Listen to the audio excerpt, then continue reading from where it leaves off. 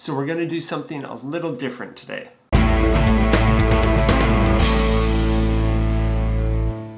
Today, I thought it would be interesting to look back at my top 10 most anticipated films of 2014 and actually compare and see how they stood up. So I have my list right here, so let's dive in. At number 10, I had Guardians of the Galaxy. This was a film that would have been higher on my most anticipated list had I seen the trailer before making that video. It would have been higher, rightly so, because that was one of my favorite summer movies. It's definitely worth checking out.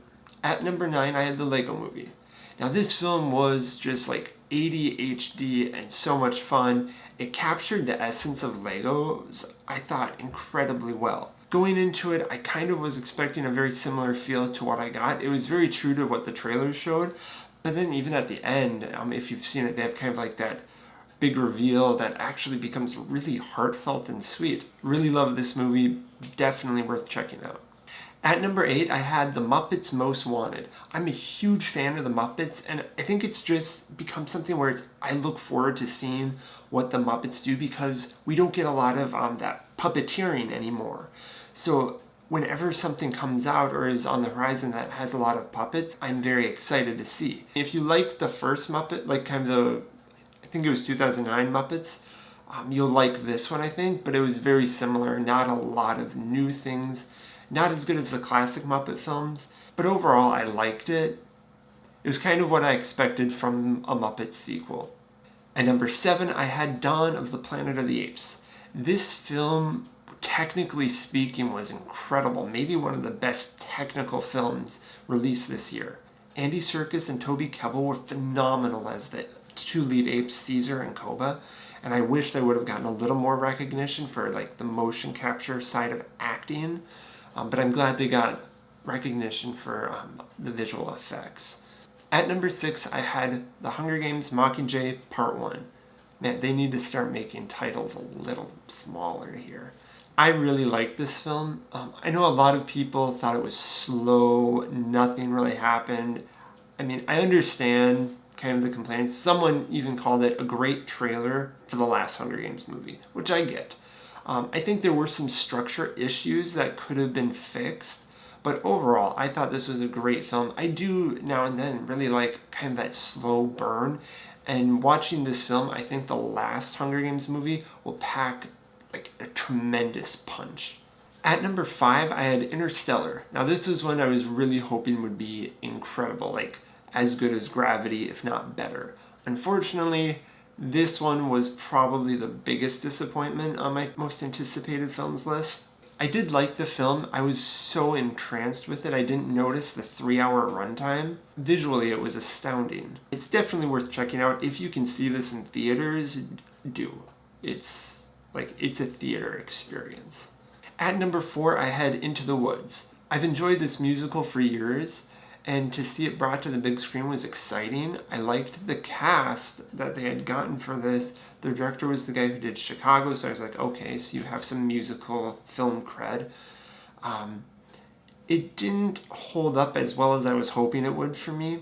It really felt like they were torn between going completely family friendly and cutting out any objectionable content kind of thing, or going true to the musical and going really dark, kind of like a classic grim fairy tale. And they were just in this middle ground, which just didn't really work for the piece.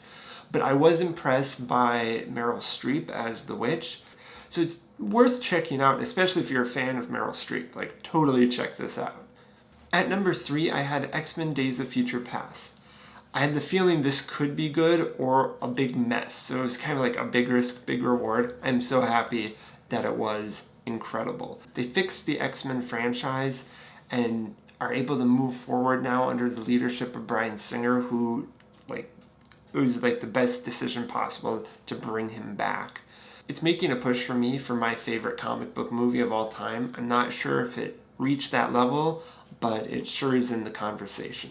At number 2, I had How to Train Your Dragon 2. I'm a huge fan of the first one. It's one of my favorite animated movies of all time, and the second one didn't disappoint. I am still having the debate with myself on which one I liked better. I've gone back to both, rewatch them, and I still can't say for sure. There are aspects of both that I just absolutely adore, and I think this was the animated movie of the year. And then finally, number one, my most anticipated movie of 2014 was The Hobbit, The Battle of the Five Armies. Mostly because I'm just a huge Lord of the Rings fan, and I was really hoping this would be the strongest of the Hobbit films.